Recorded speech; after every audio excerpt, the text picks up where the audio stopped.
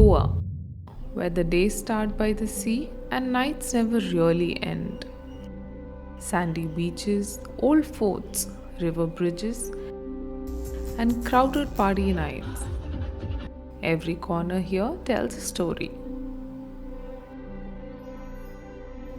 And of course, the taste of Konkan food, rich, spicy, and unforgettable.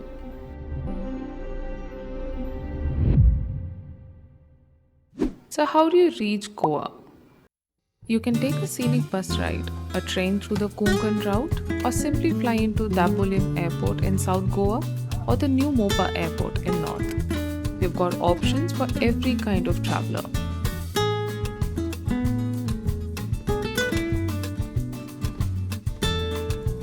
Once you're here, the best way to explore Goa is on two wheels. Rent a scooter, feel the wind, and discover hidden spots at your own pace.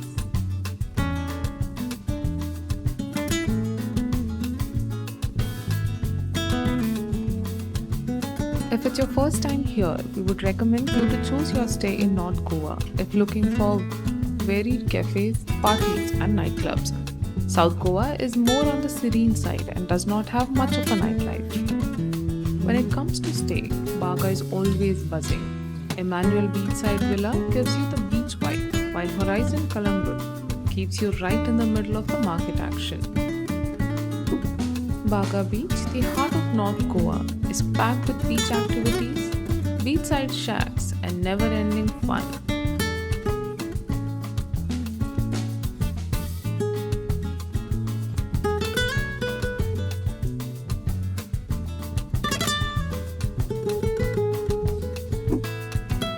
Just behind the beach is the Tito's Lane, which comes alive every evening. Restaurants, clubs, lights, and the unmistakable Goan nightlife energy.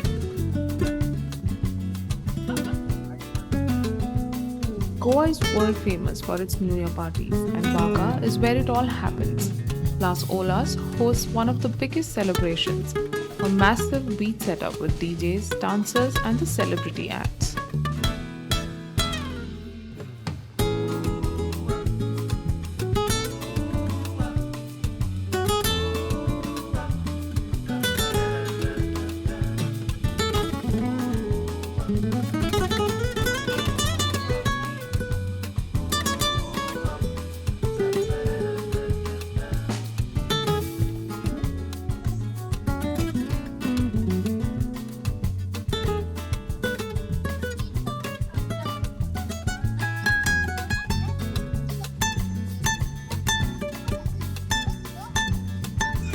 Thank you so much. Marina down मेरी जान गाने पल्ला मुझे आए Artists like Mika Singh light up the stage while thousands of people count down to midnight. It's a night full of energy, color, and chaos. But be warned, on the New Year's Eve, the whole of Goa comes to Baga. It's super crowded, almost overwhelming.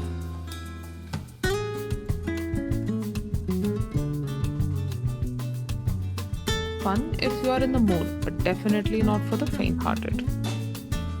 Over the years, the vibe has slightly changed, but still exciting. Yet Baga's spirit never fades. But Goa isn't just about beaches and parties. It's also about history, architecture, and peace. Oh man. Red one, right? No, we can go from this side. We drove from Baga to the Old Goa church complex, visiting the Basilica of Bom Jesus, Cathedral, and Church of Saint Francis. The colonial charm is mesmerizing. Somebody's getting married.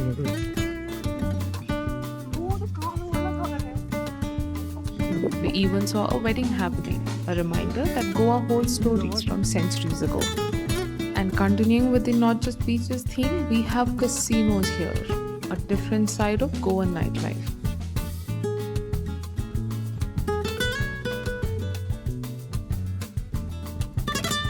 All Goan casinos operate on boats since on-land gambling isn't allowed.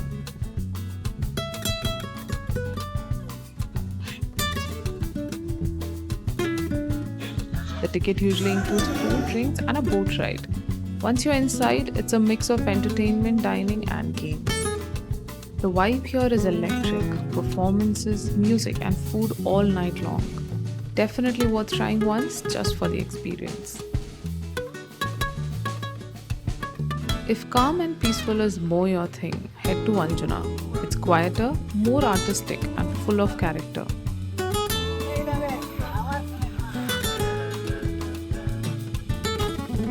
The cafes here are known for their pizzas, pastas, burgers, and an easygoing vibe with the sea views.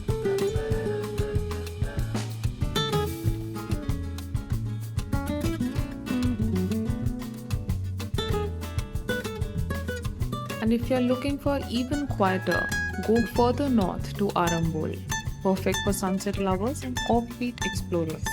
The terrain here feels wilder, more natural, different from the busy beaches of Baga and Calangute.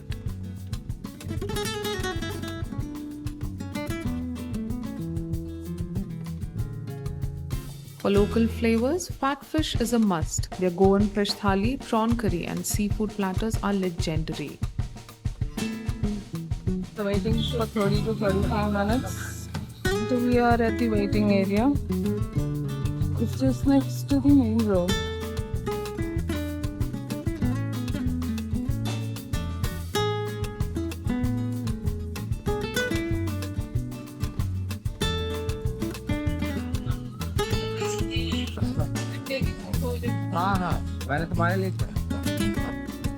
And those Anjuna cafes? Perfect for slow evenings, sea breeze, and simple comfort food that just hits right. Over the years, we have seen Goa from every angle, from Aguada's lighthouse to Mandovi's bridges and endless coastal roads. Each frame feels timeless.